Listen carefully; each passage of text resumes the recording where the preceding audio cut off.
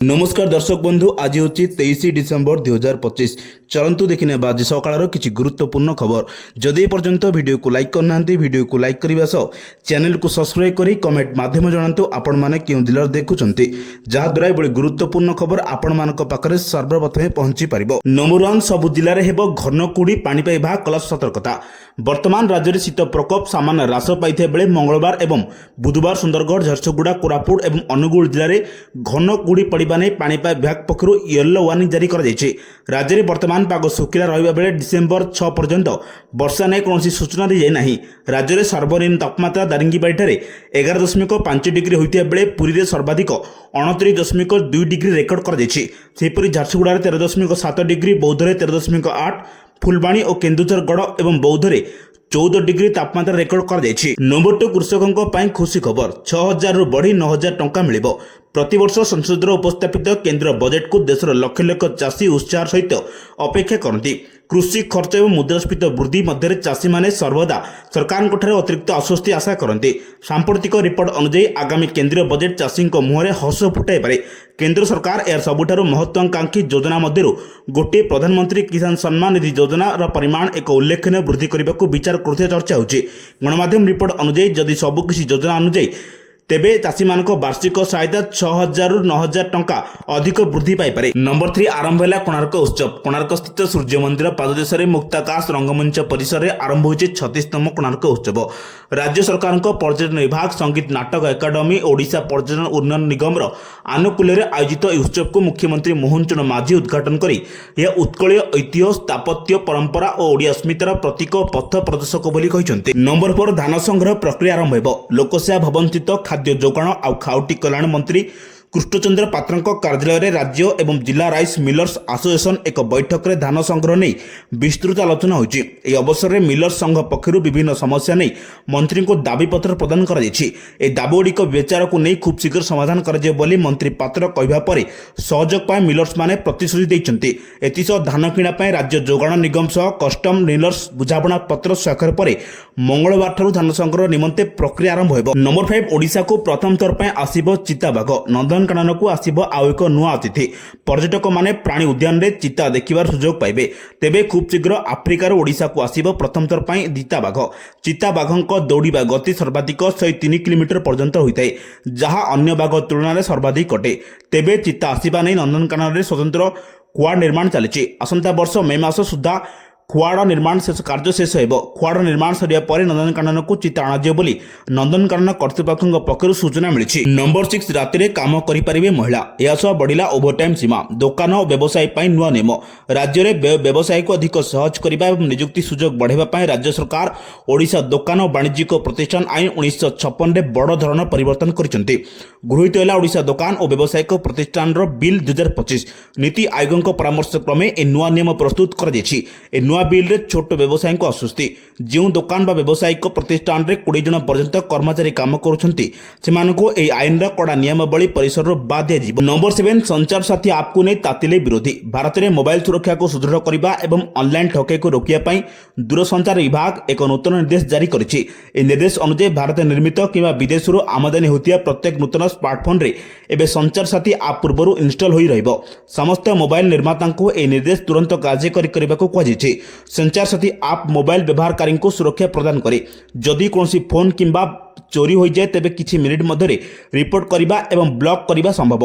यह mobile phone रे नकली लिंक स्काम कॉल संदिग्ध मेसेज और चलुवा संजोग पर नजर रखिबारे साहाय्य करे। नंबर 8 सीबीएसई 2025-26 दशम और द्वादश प्रैक्टिकल परीक्षा आसिला गाइडलाइन।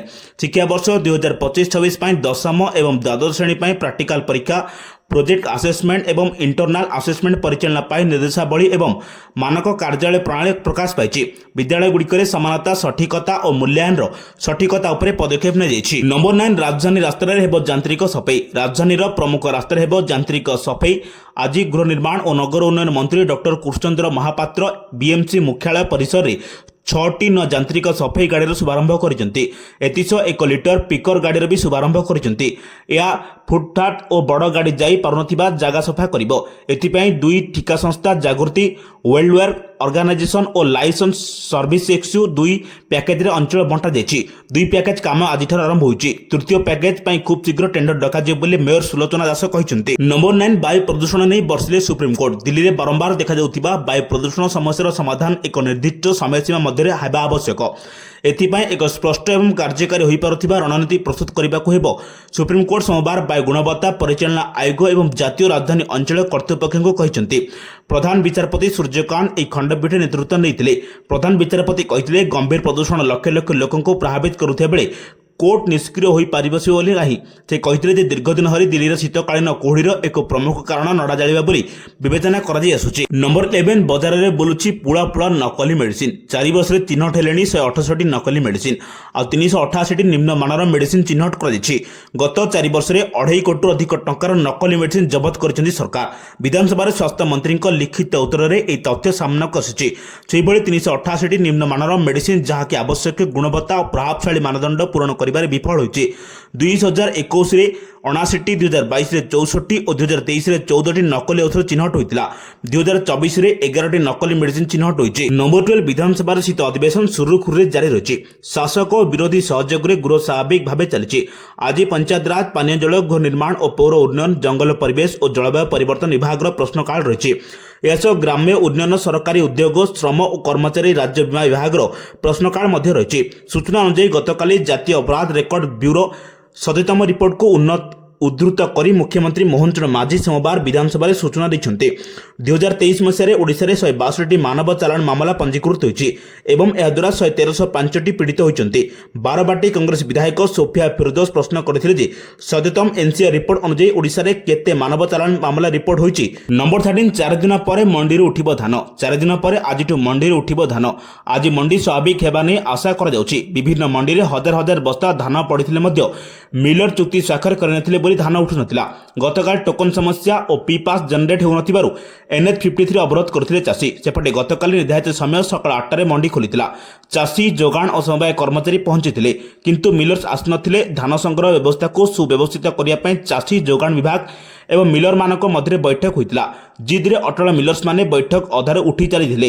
ସନ୍ଧ୍ୟାରେ ସମ୍ବଲପୁର ଜିଲ୍ଲାପାଳ ମିଲର୍ସମାନଙ୍କୁ ଡାକି ଆଲୋଚନା କରିଥିଲେ କିନ୍ତୁ ଉକ୍ତ ବୈଠକ ବିଫଳ ହୋଇଥିଲା। ନମ୍ବର 14 ପର୍ଯ୍ୟଟନ ପାଇଁ ପରିବେଶକୁ ଦିଆଯାଉଛି ବଳି। ହୀରାକୁଦରେ କଟା ହେବ 1690 ଗଛ। ମୋଟ 28 ଏକର ଜମିରେ ହେବ ଫୁଡ୍ ପ୍ଲାଜା। ହୀରାକୁଦରେ ପର୍ଯ୍ୟଟନ ବିକାଶ ନାଁରେ ହଜାର ହଜାର ଗଛ କଟା ଚାଲିଥିବା ଦେଖିବାକୁ ମିଳିଛି। 28 ଏକର ଜମିରେ ନିର୍ମାଣ ହେବାକୁ ଥିବା 100 କୋଟିର ଆରାଇଭାଲ ପ୍ଲାଜା ନିର୍ମାଣ ପାଇଁ ଗଛ କଟା ଆରମ୍ଭ ହୋଇଛି। ନଦୀବନ୍ଧର ରାଇଟ୍ ଡାଇକ୍ରେ ଥିବା ଝଙ୍କାରାଣୀ ମନ୍ଦିର ନିକଟରେ ତାରକା ହୋଟେଲ ନିର୍ମାଣ ପାଇଁ ପ୍ରସ୍ତୁତ ସରିଛି। ଏବେ ପର୍ଯ୍ୟଟନ ଶିଳ୍ପର ବିକାଶ ନାଁରେ ନଦୀବନ୍ଧର ଅତି ନିକଟରେ ଥିବା 1690ଟି ଗଛ ବଳି ପଡ଼ିବେ। ସେଥିମଧ୍ୟରୁ ଅନେକ ଗଛ କଟା ସରିଲାଣି। ଗଛ କଟାକୁ ବୁର୍ଲା ସହରର ନଦୀବନ୍ଧର ପାୱାର ହାଉସ୍ ରାସ୍ତାରେ ଏକ ଫୁଡ୍ ପ୍ଲାଜା ନିର୍ମାଣ କରିବାକୁ ସ୍ଥିର ହୋଇଛି। ଜଳସମ୍ପଦ ବିଭାଗର 28 ଏକର ଜମିରେ ନିର୍ମାଣ କରିବା ପାଇଁ ବିଭାଗ ସହମତି ପ୍ରଦାନ କରୁଥିବା ଜଣାଯାଇଛି, ଯାହାଫଳରେ ଜୋରସୋରରେ ଗଛ କାଟିବା ଆରମ୍ଭ ହୋଇଛି। ଏଥିପାଇଁ 1690 ମୂଲ୍ୟବାନ ଗଛ କାଟିବାକୁ ସ୍ଥିର ହୋଇଛି। ନମ୍ବର 15 ବିଧାନସଭାରେ କଂଗ୍ରେସର ସାଂଘାତିକ ଅଭିଯୋଗ। ଅନୁସୂଚିତ ଯୋଜନାରେ ଛାତ୍ରଛାତ୍ରୀଙ୍କ ଆଡମିଶନ ହୋଇଥିବାରୁ ଅନୁସୂଚିତ ଜନଜାତି ଓ ଅନୁସୂଚିତ ଜାତି ଛାତ୍ରଛାତ୍ରୀମାନେ ଶିକ୍ଷାରୁ ବଞ୍ଚିତ ହେବା ସରକାରଙ୍କ ସୁନିଶ୍ଚିତ ଷଡ଼ଯନ୍ତ୍ର ଶୀର୍ଷକ ମୁଲତବୀ ନୋଟିସ କଂଗ୍ରେସ ପକ୍ଷରୁ ବିଧାନସଭାରେ ଆଜି ଦିଆଯାଇଥିଲା, ଯେଉଁଥିରେ କଂଗ୍ରେସ ବିଧାୟକ ଦଳ ନେତା ରାମଚନ୍ଦ୍ର କଡମା ଆଲୋଚନାରେ ଭାଗ ନେଇ କହିଛନ୍ତି ରାଜ୍ୟରେ 40% SC ST ବାସ କରୁଛନ୍ତି। ସେମାନଙ୍କ ଉନ୍ନତି ପାଇଁ ଅନେକ ଯୋଜନା ଆଣିଥିଲେ ସରକାର। ପ୍ରତିବର୍ଷ 17ଟି ଜିଲ୍ଲାରେ ଏହି ଯୋଜନାକୁ ଫୋକସ୍ କରାଯାଇଥାଏ। ଜିଲ୍ଲାଗୁଡ଼ିକ ପାଖାପାଖି 24,000ରୁ ଅଧିକ ଆଦିବାସୀ ପିଲାଙ୍କ ଉନ୍ନତ ମାନର ପାଠପଢ଼ା ପାଇଁ ପ୍ରଥମରୁ ଶ୍ରେଣୀର ନାମ ଲେଖାଯାଇଥାଏ। ସେଥିପାଇଁ କୋଟି କୋଟି ଟଙ୍କା ସ୍ୱତନ୍ତ୍ର ଅର୍ଥ ବ୍ୟବହାର କରାଯାଏ। ଏହିଭଳି ଗୁରୁତ୍ୱପୂର୍ଣ୍ଣ ଖବର ପାଇବା ପାଇଁ ଆମ ଚ୍ୟାନେଲ ସହ ଯୋଡ଼ି ରୁହନ୍ତୁ। ଯଦି ଏପର୍ଯ୍ୟନ୍ତ ଭିଡ଼ିଓକୁ ଲାଇକ୍ କରିନାହାନ୍ତି, ଭିଡ଼ିଓକୁ ଲାଇକ୍ କରିବା ସହ ଚ୍ୟାନେଲକୁ ସବସ୍କ୍ରାଇବ୍ କରି କମେଣ୍ଟ ମାଧ୍ୟମରେ ଜଣାନ୍ତୁ ଆପଣମାନେ କେଉଁ ଜିଲ୍ଲାରେ ଦେଖୁଛନ୍ତି, ଯାହାଦ୍ୱାରା ଏଭଳି ଗୁରୁତ୍ୱପୂର୍ଣ୍ଣ ଖବର ଆପଣମାନଙ୍କ ପାଖରେ ସର୍ବପ୍ରଥମେ ପହଞ୍ଚି ପାରିବ। ବ୍ୟୁରୋ ରିପୋର୍ଟ, ସାବଧାନ ଓଡ଼ିଶା।